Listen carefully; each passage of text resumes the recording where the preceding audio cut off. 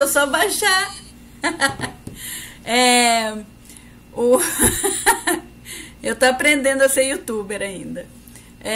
O Congresso Brasileiro de Restauração Ecológica, em 2018, abriu para a gente apresentar o trabalho na forma de vídeo. Aqueles 2 vídeos foram... Eu mandei aqueles 2 vídeos. Um vocês veem que é mais, né? É mais corporativo, é mais em forma de depoimento, que foi feito com um jornalista da Embrapa. E o outro é um vídeo caseiro, né? Fui eu que fiz. E os 2 ganharam prêmios, eu fiquei super feliz com isso. E eu acho ele muito interessante, os 2 muito interessantes, que os 2 são resultado de pesquisa, e aquela apresentação que eu fiz para vocês foi mais também uma apresentação de um resultado de pesquisa.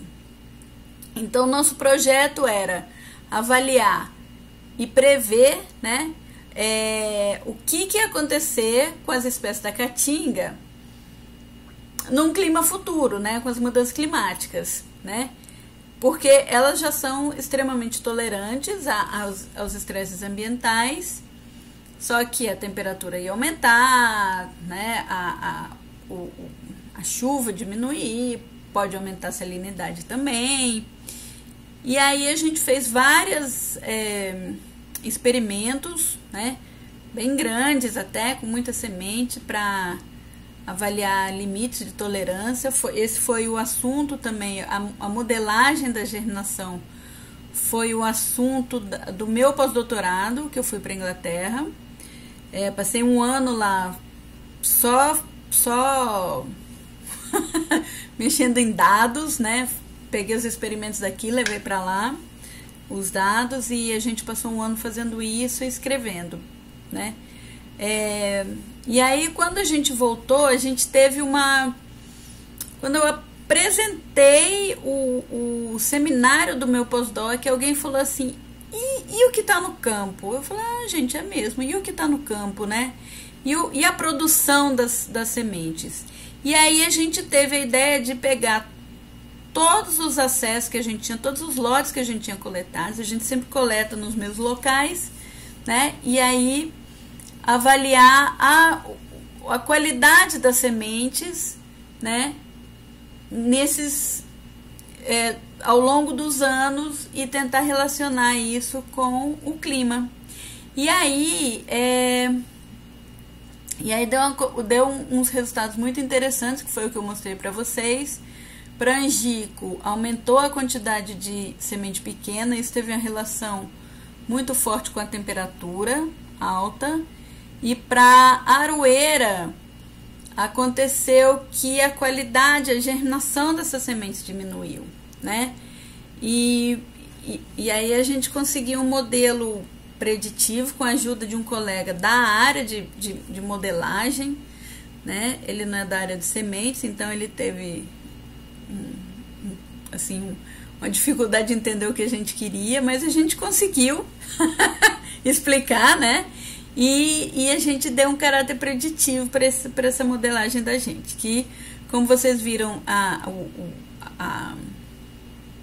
o vídeo da Denise, né, os modelos matemáticos interessantes, têm o caráter preditivo. Então a gente conseguiu aqueles resultados, e a pesquisa continua, né? O projeto já acabou, né, Fran?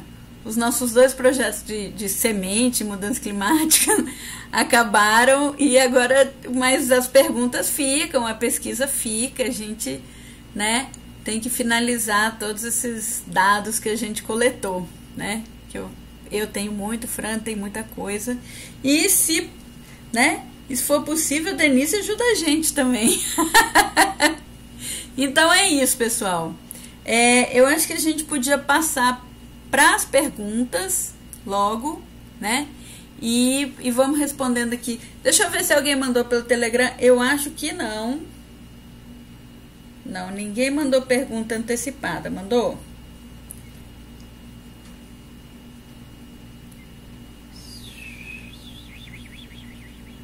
Deixa eu só olhar um pouquinho aqui.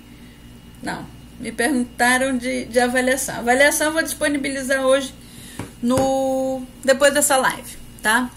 Então vamos para as perguntas, Fran. Gente, vocês podem fazer pergunta para Denise, que ela tá acompanhando a gente, ela tá lá no YouTube, e a gente vai conversando via WhatsApp, via chat, e aí se ela puder responder. Cadê? Eu tô só procurando aqui no... Igor fez a primeira pergunta, né? Professora Francislene, durante suas pesquisas, você também identificou fungos que auxiliavam a germinação de espécies florestais? Como, por exemplo, auxiliando na dormência física de sementes, na quebra de dormência física? Então, Igor, esse não é o foco do nosso trabalho, né? O foco do nosso trabalho são fungos que nós chamamos de fitopatogênicos, que causam doença em planta. Tá? Então, nós identificamos quais os fungos possam estar associados a essas sementes, um trabalho que seria um trabalho futuro, né, Bárbara, mas nosso financiamento está encerrado, mas uma coisa que a gente acha que nunca desistiu é tentar ver, olha, esse fungo está associado à semente, por exemplo, de aroeira. E nós sabemos que em plantas cultiváveis, por exemplo, esclerótico, isopitone, causa tombamento. Será que para essa espécie, para a aroeira, ele vai ser um problema fitopatogênico? Ele também vai causar tombamento na planta? Então, a gente teria que continuar esse tipo de estudo, tá? Então, seria isso. Nós não trabalhamos com ele, porque hoje em dia nós temos esses micro-organismos que podem ser usados como ferramentas para estresses ambientais. Mas não é aqui o nosso caso. Nós identificamos fungos associados a sementes e que podem causar doenças em plantas. Tá? Aí, a outra pergunta para a professora Bárbara, fiquei na dúvida naquele gráfico do trabalho de aroeira. Queria saber, se possível, falasse um pouco mais sobre ele. Qual gráfico? Aquele da aula ou de algum vídeo? É aquele gráfico de previsão, Igor? Da produção? Ah, então. Aquele gráfico foi o seguinte, a gente... eu não tô com ele aqui aberto para mostrar de novo para vocês. A gente avaliou a germinação em todos aqueles anos, que são, acho que os azuizinhos, né? E aí, aquele modelo matemático que a gente obteve, a gente jogou no gráfico só para ficar um visual, né, comparativo. Então, a gente pegou aqueles dados de clima, né, do modelo matemático, pegou a previsão do RCP 2.6 e RCP 8,5, com aumento de temperatura de cada cenário, né? O aumento de temperatura, diminuição de chuva, né? E aí a gente aplicou aqueles dados para ter qual seria a germinação prevista para aquelas espécies. Então, vocês veem que o futuro é agora, né? O RCP, o 2.6, o cenário otimista, ele tá mais ou menos o que, assim, baseado nos dados históricos aqui da região, é mais ou menos o que foi essa seca, né? Então, se você vê os últimos anos de seca e o cenário futuro para 2100, o cenário otimista era mais ou menos a mesma germinação. Agora, o cenário pessimista, a temperatura, assim, é esperado que se aumente muito, até 5, né, Fran? Eu nunca... 4.8 até 4.8. Então, até 4.8 graus, e a chuva reduza em volume até 40%. Então, ele é um cenário bem drástico mesmo, né? Mostrando que realmente a gente tem que cuidar, né, de um desenvolvimento sustentável, um pouco mais sustentável do que o que a gente tem feito, né? Vamos voltar lá. Professora Francislene, nos estudos de fungos nas sementes da caatinga, vocês encontraram fungos específicos? Daí, ao comparar com outros biomas, conforme estudos do Dr. Álvaro da Embrapa Floresta? Eu não entendi, Lausane. Você entendeu, Fran? Assim, eu fiz um comentário que o Álvaro, naquele livro de patologia de sementes, ele descreve, ele coloca lá diferentes gêneros e espécies de fungos detectados em sementes. Então, a gente tem uma lista enorme. Dessa lista, eu não lembro assim de cabeça, mas eu lembro que eu comentei com o pessoal da aula que era assim, cerca de 180 e poucos trabalhos, só 14 tinham feito diagnósticos para espécies nativas da caatinga. Então, que a gente merece mais estudos nesse sentido, porque a gente ainda sabe muito pouco. Então, a gente precisa vencer esse desafio de começar a entender o que vai acontecer, né? Mas se eu comparar o que nós identificamos aqui com o que o Álvaro identificou lá, então a gente tem alguns fungos de armazenamento, como o penicillium, né, como aspergillus, que eles são comuns.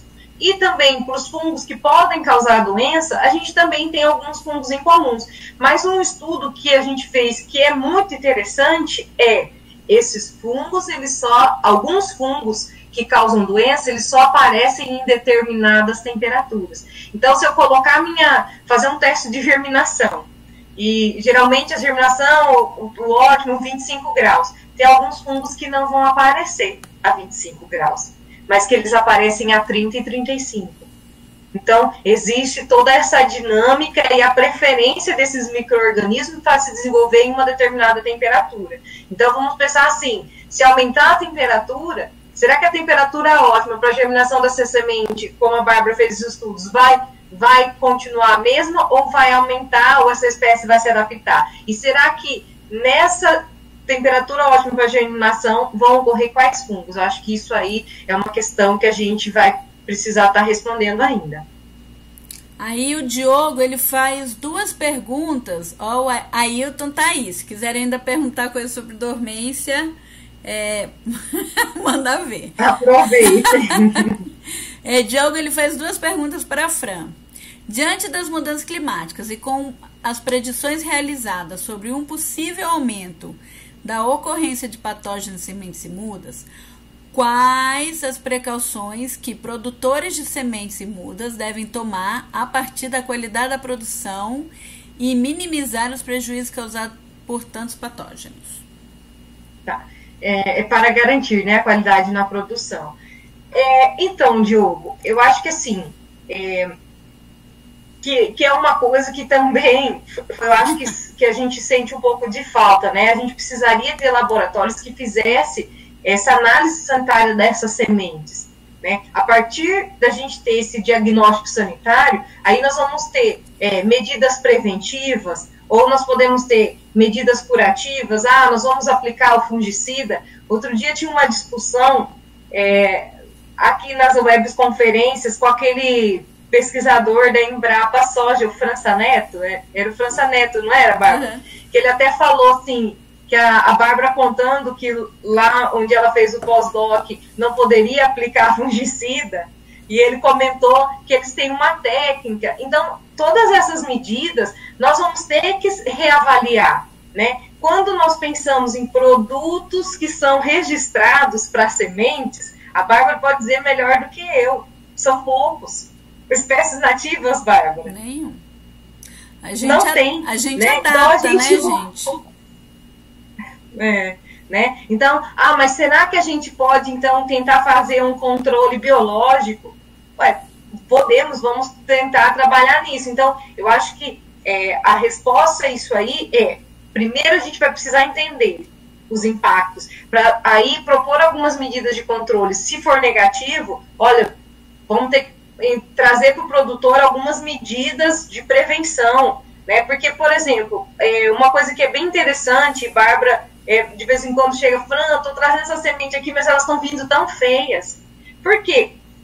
Fungo em sementes, ele pode ocorrer tanto lá no campo, pode ser micro-organismos que estão aderidos à semente ou elas estão dentro das sementes, né? Mas a gente também tem o problema de micro-organismos no armazenamento. Então, vamos identificar aonde que está o problema primeiro. Ah, está no campo. Por quê? Teve condição favorável lá no período de floração, os micro-organismos conseguiram ali se reproduzir, a semente foi formada, aquele micro-organismo se formou ali. Então, o que eu vou ter que fazer? Eu vou ter que ter um controle curativo, porque já veio do campo com fungo. Então, o produtor do viverista, ele já vai estar uma semente com fungo. Então, ele vai, nossa, peraí, para eu poder produzir mudas dessa semente, eu vou ter que fazer um controle curativo. Ou, olha, nesse lote de sementes, funga um pouco. Então, talvez não precisasse de um controle curativo, mas vamos fazer um preventivo? Então, todas essas medidas a gente vai ter que estar colocando para os produtores de mudas, tá? Aí o Diogo pergunta se estamos trabalhando na produção de algum catálogo com fungos patogênicos e seus respectivos hospedeiros na Caatinga. Eu acho excelente ideia! Excelente ideia, Diogo. Foto a gente tem armazenadas, assim, a gente está armazenando essas fotos. Eu coloquei até algumas nos slides, né? Porque eu fico maravilhado quando eu vejo aquela população de micro-organismos, né? Claro que para um produtor, para um viverista, isso aí é um terror, mas assim, eu fico encantada com esse mundo vasto de micro-organismos, né? Mas essa sua ideia aí é o nosso sonho de consumo para o futuro. Marcos Meiado disse uma vez, numa palestra da Fran, que achar lindo essas fotos de fungo, que ele queria fazer alguma coisa assim nas sementes dele. Só que acontece que ele adora tacar ácido na semente, né? Então taca ácido, mata até os fungos. Aí fica complicado. Mas assim, Diogo, o momento tá bem propício, porque a Embrapa tá solicitando pra gente fazer alguns catálogos, né, Fran? Você entrou nessa dos catálogos? Eu entrei em alguns catálogos que a gente tá produzindo, alguns catálogos com outras coisas, inclusive de sementes, né, as espécies que a gente tem no nosso banco de sementes, né? Uhum. Lausanne, e aí nesse assunto, Lausanne pergunta se é possível armazenar sementes de aroeira e angico por super longo prazo, visando conservar lotes mais vigorosos, já que as mudanças climáticas estão afetando o vigor das sementes. Eu não sei o que você tá se referindo a prazo, a super longo prazo, tipo até 2100, é isso? Mas o negócio é que eu rolei aqui para baixo para saber se Lausanne respondia. Mas assim, é possível sim. A gente tem feito trabalhos também de armazenamento, né? Os dados, é aquele negócio, né? Os dados estão aí e a gente tem que trabalhar com eles. Mas a gente tem material armazenado sem ser em criopreservação, só na nossa câmara fria há 5 anos, né? E aí agora que para aroeira, assim, depois de uns 5 anos elas começam a perder. Numa câmara fria a 20% de umidade relativa. Não é o mais ideal, né, para conservar essas sementes. Para angico eu estava falando numa outra aula dessa, que depois de um ano, mesmo nessa condição de câmara fria, o angico começa a perder viabilidade. E aí a gente também tá com os dados finais, né? Não tá publicado ainda, Lausanne, de um trabalho que a gente fez durante 2 anos, né? 2 anos e meio, eu acho, com angico em criopreservação e comparando com outras condições, né? Não fizemos mais tempo porque a gente não tem tanto material, né? A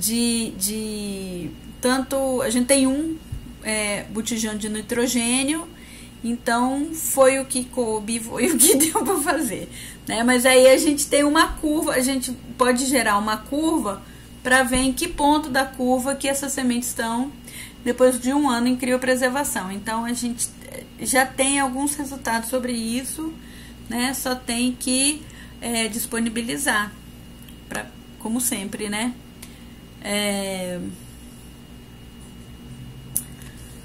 Aí vamos pular para André. André pergunta se diante do cenário pessimista de 2100, de escassez de chuvas e aumento da temperatura, a proposta de repovoamento de espécies da caatinga em áreas protegidas através do plantio de mudas seria uma estratégia viável. Falo isso porque, além dos problemas relacionados à escassez de chuva, aumento da temperatura, existe também um aumento demasiado da pecuária extensiva nessas áreas. Consequentemente, a extinção de algumas espécies pelo superpastoreio. André, esse é realmente um problema. O problema, eu já participei, eu acho que eu falei em algum outro momento, que eu já participei de algumas reuniões do pessoal do IRPA, né? Que tem um trabalho muito interessante de recatingamento e são várias comunidades aqui no entorno, tudo, até desde Salitre tem também, né, André? Desde Massaroca, Juazeiro, os municípios aqui no entorno, até Canudos, eu acho que tem comunidade, para fazer o recatingamento. Então, assim, o que eu ouvi que era o maior problema, né, que é um problema inicial, era a cerca. Que era cercar a área do recatingamento para a pecuária, né, pro bode não entrar. Então, realmente, a gente, né, precisa controlar isso. E aí a gente fez... E aí depois disso eu participei de uma outra reunião mostrando o recatingamento, a área de recatingamento 15 anos depois, a área degradada que não fizeram nada, a área de pecuária, a gente avaliou também o banco de sementes. E aí as áreas que estavam melhores eram as áreas que tinha menos bode ou carneiro por hectare, por exemplo, né? Então foram as que tiveram mais êxito. As que deixaram o bicho entrar acabou, né, degradando, né, não comeram as mudas. Então esse realmente é um problema pra gente aqui. A falta de chuva e temperatura alta, você viu que nesses anos E aí esse pessoal do recatingamento trabalhou justamente o quê? Nesses anos de seca brava que a gente teve aqui, né? Então, vamos ver se agora, né, o ambiente melhora, né? Tá chovendo até... Não é comum chover até maio. Tá chovendo, não parou de chover, né? Chuvinha pequena aqui e ali. Os nossos reservatórios estão todos cheios, graças a Deus. Vamos ver se a partir de agora a gente consegue, né? Porque assim, o ambiente também não favoreceu. Então a gente tem que ter isso em mente também, que não é que por muda não funciona, mas não funcionou com o ambiente que a gente estava. Não sei se deu para entender minha divagação aqui. Bárbara, os dados climáticos apresentados no artigo foram obtidos por meio de estação meteorológica? Foram sim. A gente tem uma colega, a Magna Moura, ela é agrometeorologista, ela tem várias estações meteorológicas, né, de onde eles extraem os dados. Os dados que a gente usou para modelar a germinação foram os dados de uma torre, né, meteorológica que tem aqui na unidade. Então ela tem as torres que são do projeto da Magna e elas pegam as torres do INPE. É INPE, Fran?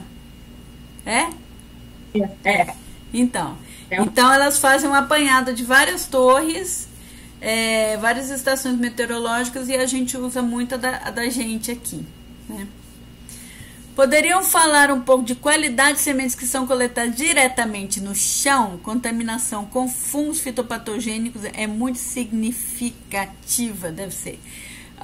Não devem ser armazenadas, por exemplo? Quer falar, Fran?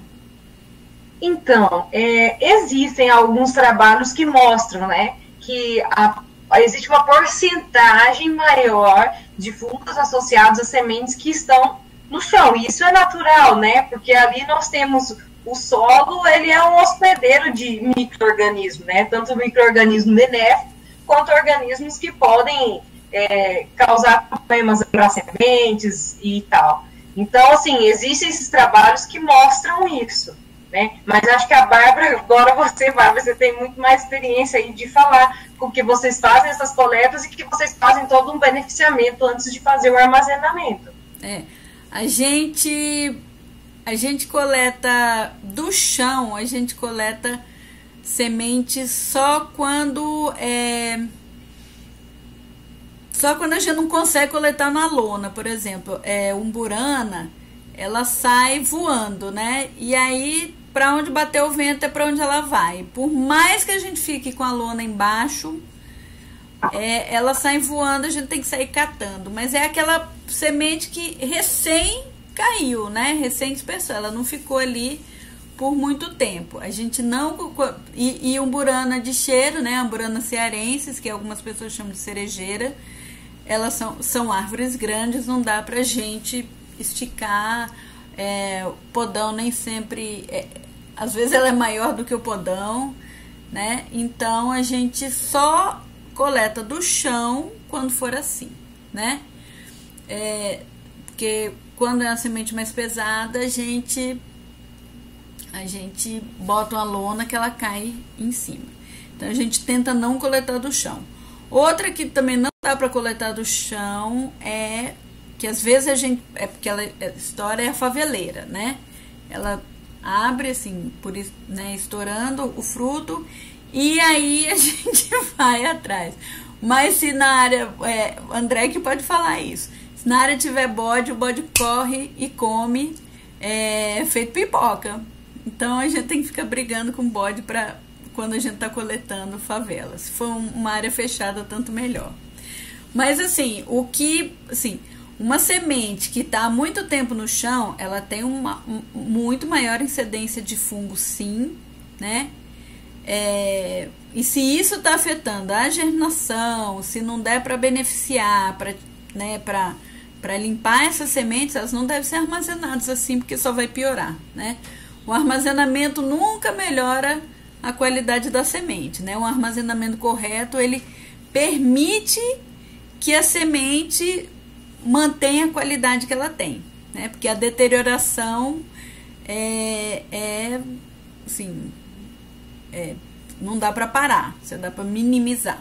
Então, se ela já começou a deterioração, durante o armazenamento só vai piorar, né? E aí a Juliana, ela pergunta, professora Bárbara, algumas espécies são bioindicador de mudanças climáticas devido às alterações de sua morfologia. Você vê potencial em espécies que possam ser bioindicadores por alterações em suas sementes? Juliana, me fale mais sobre isso. Eu achei interessantíssima a sua pergunta e eu não sei responder. Não sei se Fran sabe responder alguma coisa. Eu sei, assim, o que aconteceu na prática com a gente. No caso do angico, as sementes, elas ficaram muito desuniformes, né?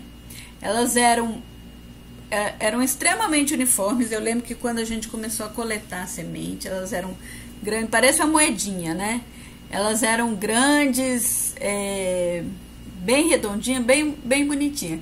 E aí a gente começou a reparar que os lotes vinham com muita semente pequena, muita semente deformada, umas bem bonitinhas assim, até parecia um coração. Mas não era redondinha, não era moedinha, né? A catingueira também, a Janete, eu acho que tá na live, a catingueira também começou a vir umas sementes mais deformadinhas.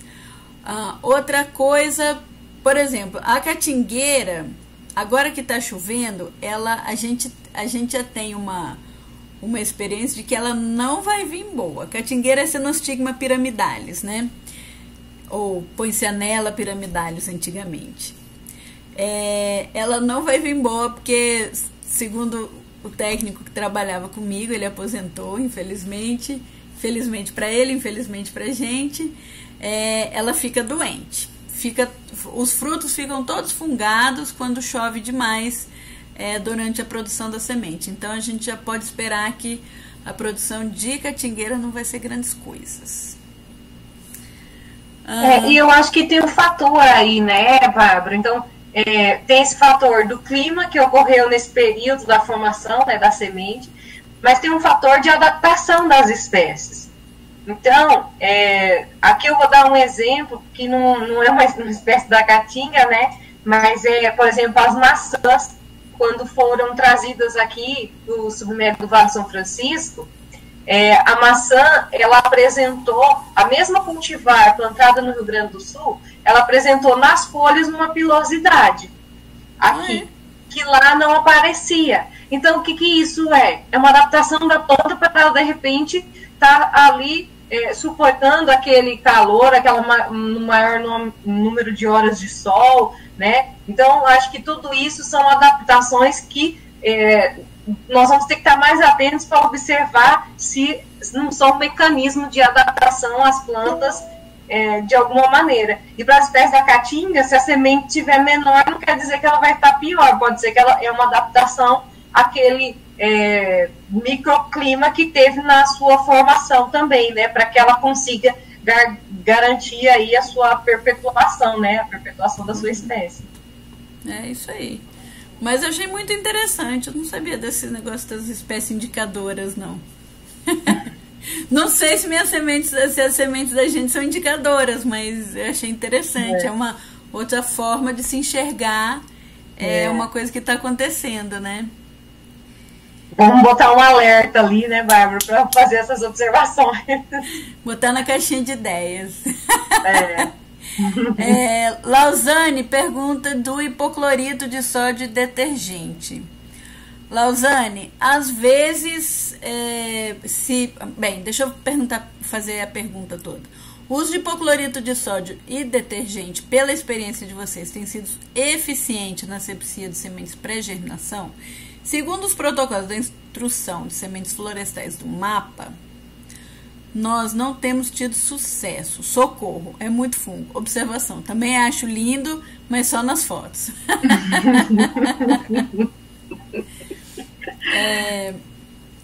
Então, Lausane, para algumas espécies dá certo.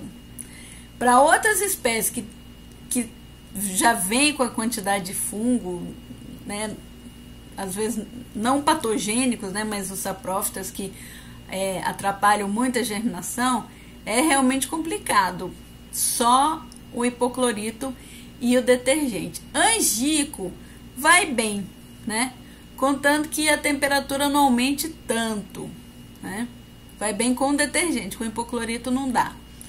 A catingueira, eu já falei isso, eu acho que não sei em qual aula mais, mas no bate-papo eu já falei da catingueira, que não gosta do hipoclorito, ela fica meio clorótica, né? E aí tem hora que a gente tem que lançar a mão do fungicida mesmo. Não tem fungicida recomendado, então a gente adapta, né? Fazer o quê? E eu não vou recomendar nada aqui, que eu não posso. Depois a gente conversa.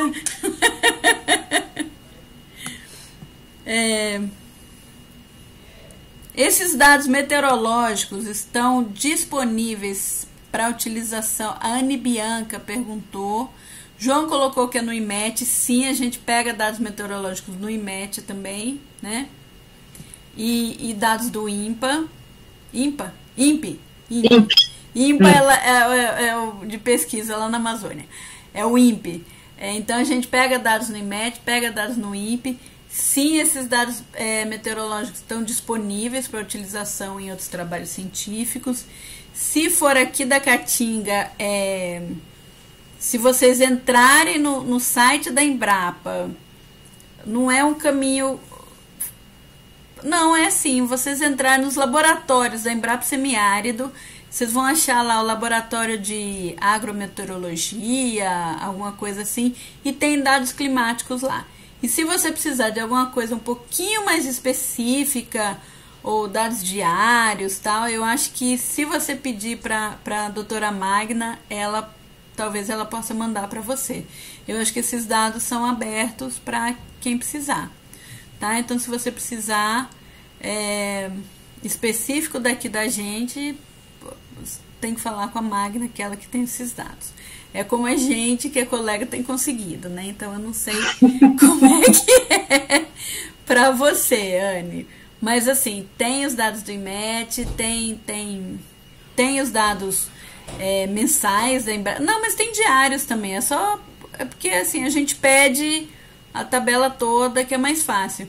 Mas tem dados diários, né, do último ano, tem dados mensais dos últimos, e tem dados anuais. Então, o que você precisar, vai entrando no site da Embrapa Semiárido, no laboratório de acho que é agrometeorologia, que tem esses dados lá. Tá? Qualquer coisa você me manda uma mensagem depois, eu te encaminho direto para onde tem esses dados.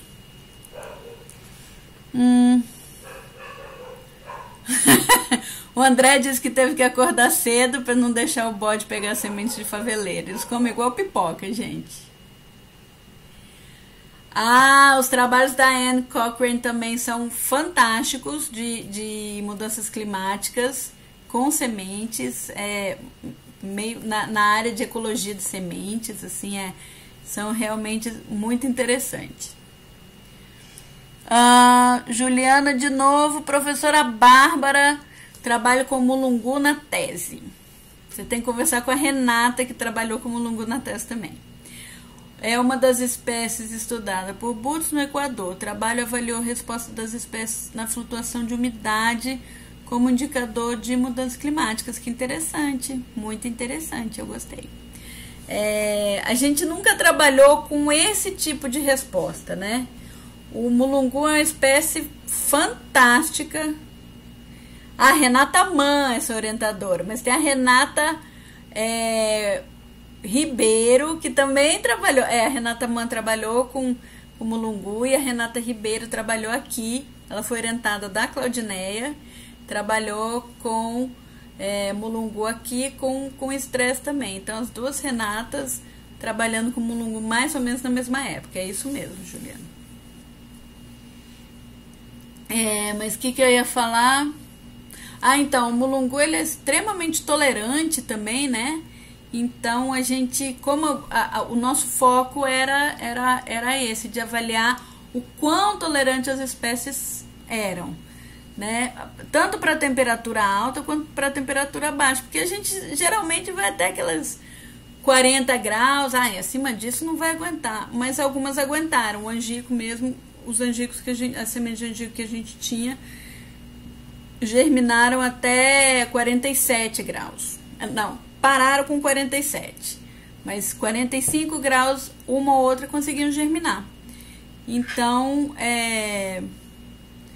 mulungu a gente ainda coletou bastante. O mulungu é chato da gente beneficiar, na verdade, que ele tem aquela vagenzinha que tem uma poeirinha, né, um pelinho, aquilo ali coça tudo. Então, assim, de coletar ainda é fácil, é difícil, né, tirando os espinhos, claro. Agora, beneficiar também é cruel, né? Pessoal, alguém tem mais alguma pergunta? Que eu cheguei aqui no final já só nos comentários, né? Eu perguntei para a Denise se ela quer dar algum palpite, mas ela não respondeu. Ou ela tá com a internet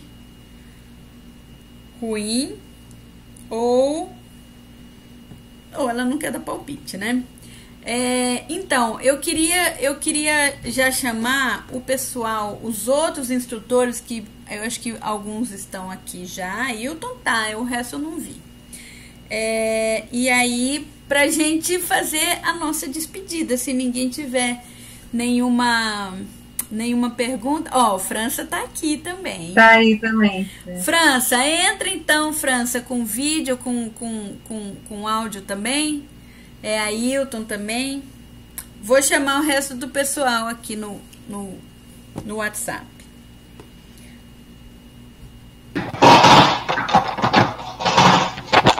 Alguém entrou caindo.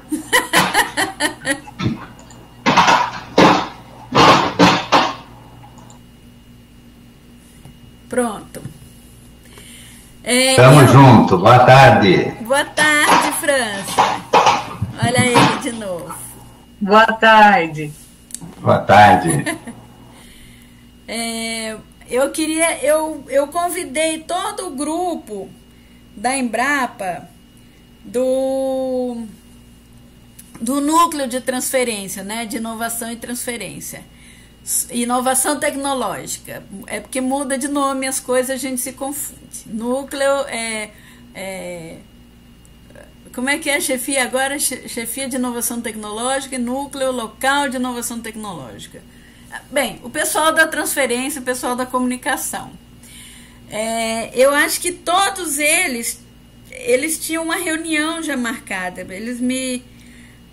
Elas, né, são 4 outras pessoas que me ajudaram.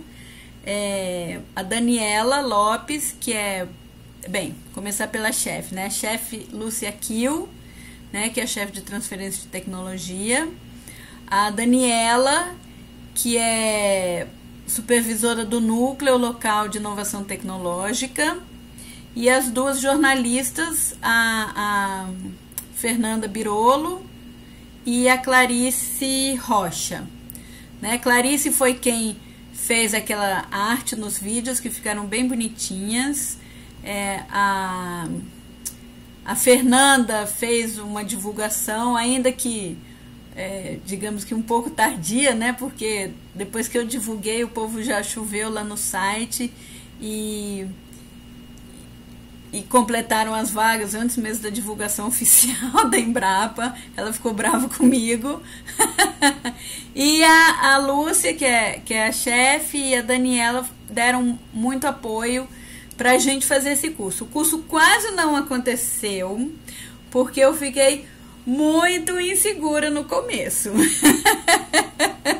Falei, Lúcia, acho que eu não vou fazer. Eu mesma sugeri, por que a gente não faz online? Daqui a pouco eu falei assim, não vou fazer isso. Não dou conta disso, não. Ela, Bárbara, você dá conta. Se tem alguém que dá conta, é você.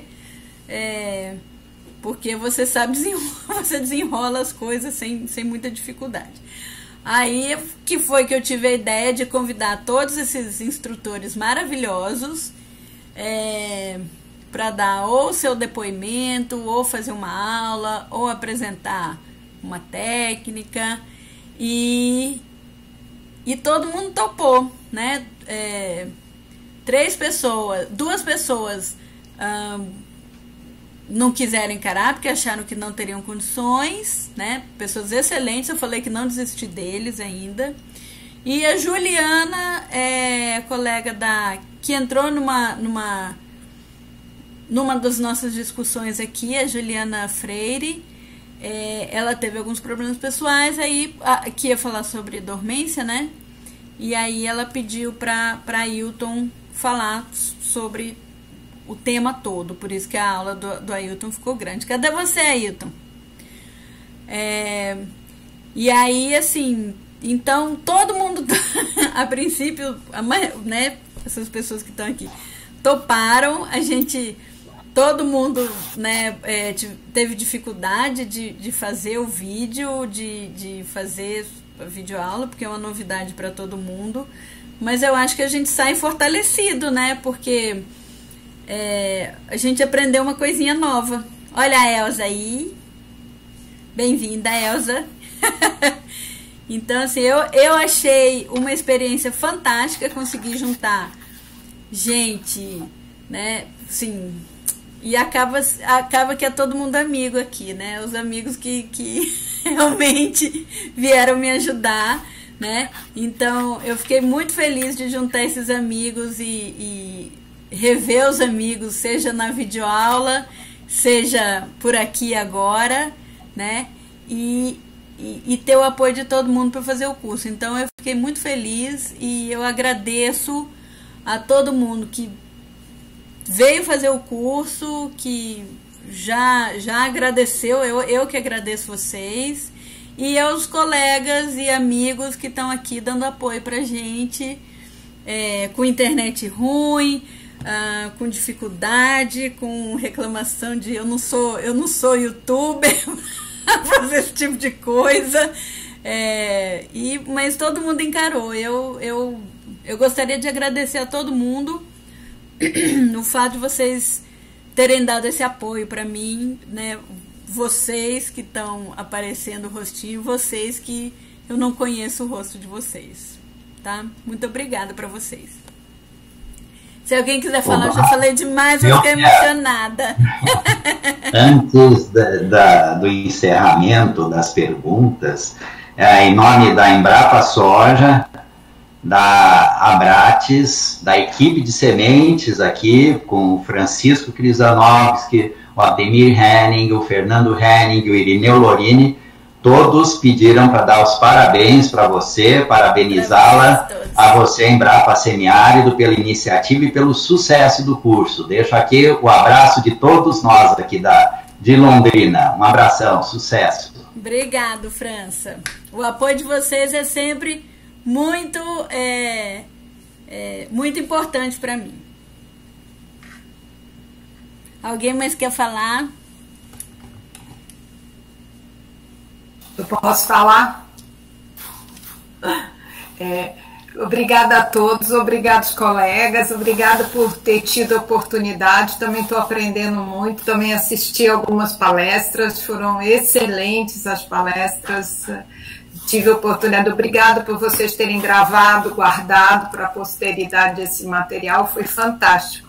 Mas eu acabei de pedir aí, eu gostaria muito de conhecer algumas das pessoas que ajudaram, porque eu sei que foi muito difícil vocês organizar, que não é fácil suspender esse material para o YouTube, organizar tudo isso, botar aquele layout.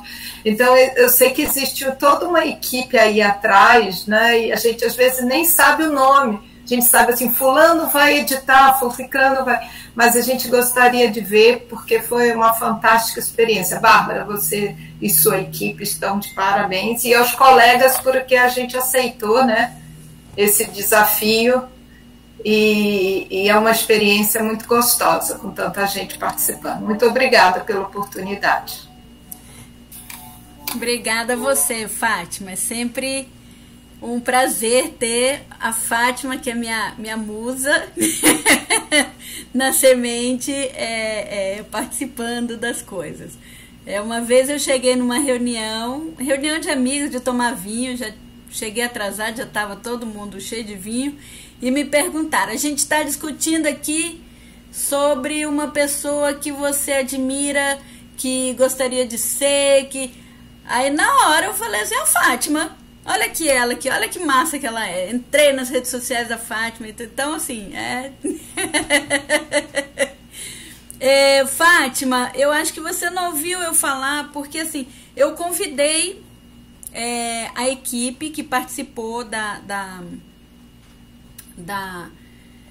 por trás, né, do curso, minha chefe, a Lúcia, minha chefe, Daniela, a supervisora do núcleo, e as duas jornalistas, e eu acho que todas elas estão numa reunião, porque todas elas me responderam, não posso, nesse horário eu vou ter uma videoconferência, então deve ser a reunião delas mesmo, né, do núcleo de transferência de tecnologia, e nenhuma delas entrou, mandei o link do YouTube, mandei o link da reunião, mas todas elas responderam que não poderiam, que já tinham um compromisso. Infelizmente, elas não puderam entrar. Eu queria realmente que elas entrassem para todo mundo ver o rostinho delas também. Alguém mais quer comentar? Todo mundo dando parabéns, excelente curso. Igor, obrigado pela... Vocês do Sergipe sempre entram em massa. Onde Marcos tá, eles entram, gente. Vocês estão me ouvindo? Estão me ouvindo? Obrigada. Gostaria de agradecer, Bárbara, o convite, né? A gente é amiga também de longa data, né? E agora ter a oportunidade de participar assim como parceira. Eu fiquei muito feliz, muito obrigada. Me senti uma youtuber, né? Muito esquisito esse negócio de dar aula pro computador, mas a gente vai se acostumando com isso. Já até abri um canal no YouTube, vou publicar minhas aulas.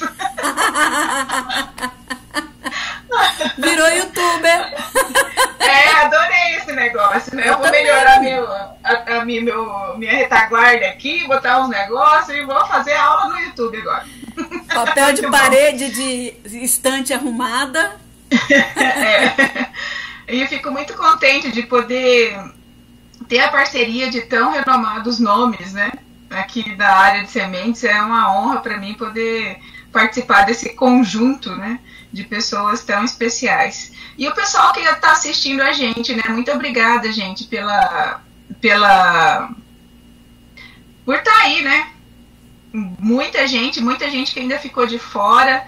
Eu tenho alguns colegas que já me mandaram e-mail perguntando se vai ter outro curso, porque eles queriam se inscrever e não conseguiram, né? Foi muito, muito procurado, muito legal. Parabenizo você pela iniciativa. Eu acho que é meio que uma das primeiras, né?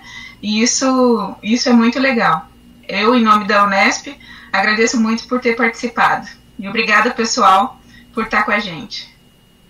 Obrigada. Obrigada, Elza. Bárbara, eu agradeci, né, porque foi uma das últimas aqui no bate-papo, agradeci hoje, mas agradeço mais uma vez aí pela oportunidade, né, esse meu pezinho nessa área de sementes é graças a essa parceria, né, com você, e me sinto muito feliz desses trabalhos que a gente desenvolve nessa área de mudanças climáticas, tanto com a parte de germinação quanto a parte sanitária, né, e então, assim, esse seu jeito despojado, eu acho que ajudou muito esse curso sair. Parabéns aí pela sua iniciativa, né? A todos os ouvintes que fizeram o curso ter esse corpo também, né? Acho que 250, você tinha comentado uma vez, né? E aí aqui eu fico com uma dúvida, porque eu também comentado até no próprio grupo, que tem muitas pessoas que queriam se inscrever e não puderam participar porque a gente tinha um número limitado. Como que você está pensando aí de fazer? Você está pensando em replicar dentro desse mesmo formato ou colocar naquelas plataformas que a Embrapa está tendo, que podem ter um maior número de pessoas assistindo? E só antes de finalizar, é um prazer, né, conhecer, rever algumas pessoas. Fátima eu já vi aqui em Petrolina, mas conhecer alguns nomes aí que a gente vê na literatura, né, França Neto, a Elza, o Ailton, prazer conhecer vocês todos, tá? Então, obrigada, Fran, de novo. Gente, Fran é minha vizinha de sala, então quando a gente está tendo toró de ideia, é uma loucura, que é uma correria de uma sala, a gente não tem tempo nem de ligar. Fran, eu tive a ideia. Aí daqui a pouco ela corre para mim, aí eu corro lá na sala dela. A gente é vizinha de sala, então a gente nem se telefona, a gente corre e vai falar. E foi assim que surgiram essas nossas... realmente por causa da proximidade física da gente. Fran, e se a gente fizer tal coisa? E aí, né, o trem foi crescendo e virou 2 projetos já finalizados, né, mas a gente espera continuar os trabalhos. Então, sobre a continuação, né, ou outras edições do curso, provavelmente a gente vai discutir isso logo agora, semana que vem, porque assim, do jeito que tem gente agradecendo, achando legal e tal, teve gente que ficou muito chateado porque não foi confirmada a inscrição. Gente, eu confirmei a inscrição de ordem de chegada, né? Eu só eu aumentei a quantidade de vaga, eram 200, eu até aumentei para mais 50, justamente com medo de a plataforma de webconferência não aguentar, né? Mas assim, o que eu vejo aqui, né, eu já falei isso, eu acho que ontem, que aqui não entra tanta gente, o pessoal tá assistindo mais depois, né? Por isso que é uma pena que a gente perdeu a gravação né, deixou de gravar porque eu não era youtuber ainda, né? Da Elza e da Fátima. Virei youtuber no dia seguinte, meninas. Porque foi uma discussão excelente também. E então, assim, eu vejo que aqui entram 50, 60 pessoas, né? Então, o meu medo de estourar a sala, de ter uma superpopulação na sala, não foi, nem chegou perto. A Claudineia tá entrando. Oi, Claudinha. Então, provavelmente a gente vai abrir com muito mais vaga, no mínimo 500, e agora que eu já sei transmitir pelo YouTube, né, possivelmente a gente vai abrir com a quantidade de vagas muito maior. A Embrapa tem uma plataforma, né, chamada eCampo, só que precisa de um tempo de planejamento muito maior, né? Tanto que dos nossos cursos, só o único que entrou no eCampo foi um de fertirrigação, que está tendo agora também, mas não tem esse tipo de interação, que eu acho que é uma interação que é válida. Essa nossa interação, essa nossa aula de tirar dúvida, de discutir alguma coisa além do que está na aula, discutir como é que eu vou falar, a experiência mesmo da gente, do que a gente já trabalhou. Então não sei, assim, a gente vai discutir semana que vem, mas com certeza vai ter outro, e aquelas pessoas que se inscreveram e que não conseguiram a vaga vão ser os primeiros a serem avisados, tá? E assim, mas dessa vez eu vou esperar a minha colega jornalista liberar o card oficial para divulgar, senão ela briga comigo de novo. Ailton, Claudineia, querem fazer alguma colocação, falar alguma coisa? Não, tranquilo. Para mim tá tudo ótimo, foi maravilhosa essa experiência. Estar com vocês foi muito bacana essa semana, foi bem intenso. Foi muito proveitoso, com certeza. Como eu estava falando aqui, foram 17 horas, agora vai dar mais 2, vai ser quase 20 horas de vídeo, gente. É muito... De vídeo. É muito tempo, isso porque a gente não gravou a da Elza e da Fátima, a live com a Elza e com a Fátima. Senão já tinha batido nas 20 horas. Então... Pronto. Bem proveitoso. Alguém falou aí que a gente já pode receber certificado de youtuber. De youtuber, né, Lausane? Acho que foi a Fátima. Foi Lausane que falou. É porque a gente já tá meio YouTube, mas lá é outra personalidade, né? Lá a gente não pode ser a professora, lá é outra pessoa, né, Babita? Sim.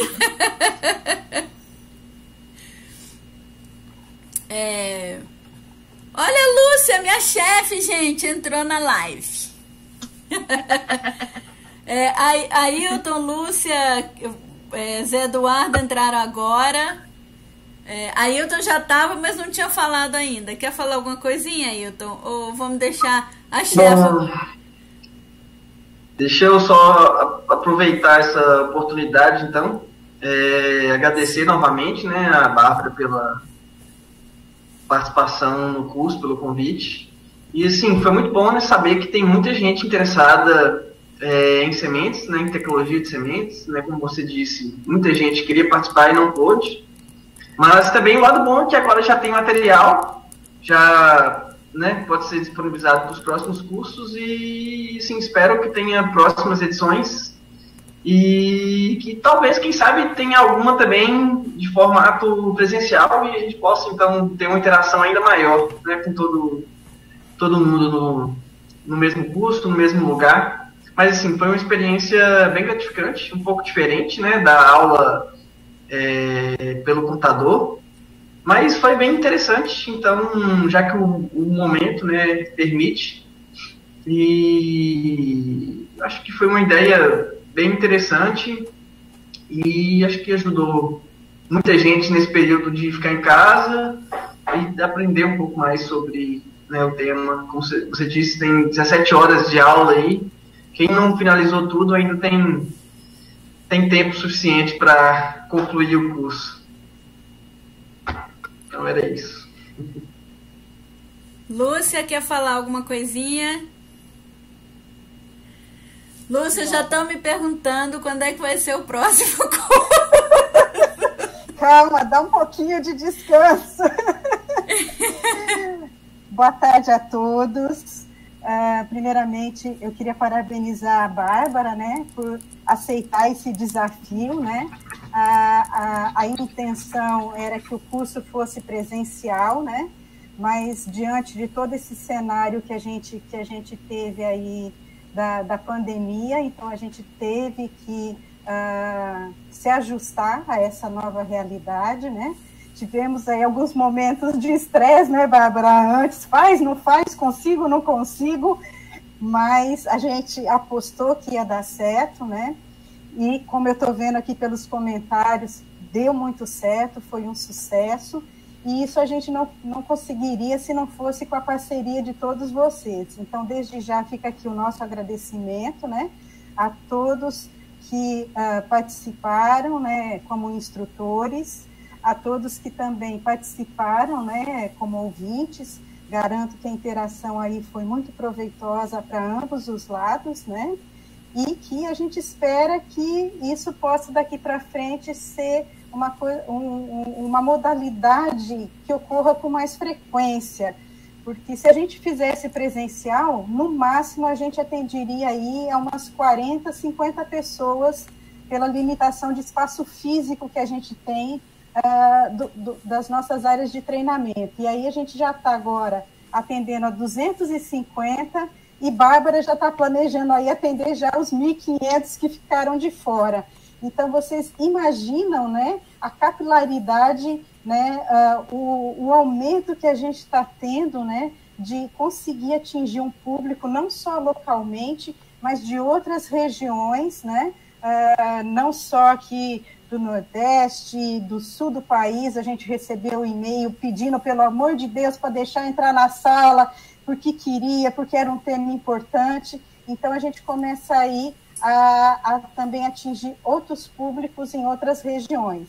Então, mais uma vez, Bárbara, parabéns. A gente sabia que ia dar certo, né? E a gente conta aí com a gente para as próximas edições, para que a gente possa aí atender a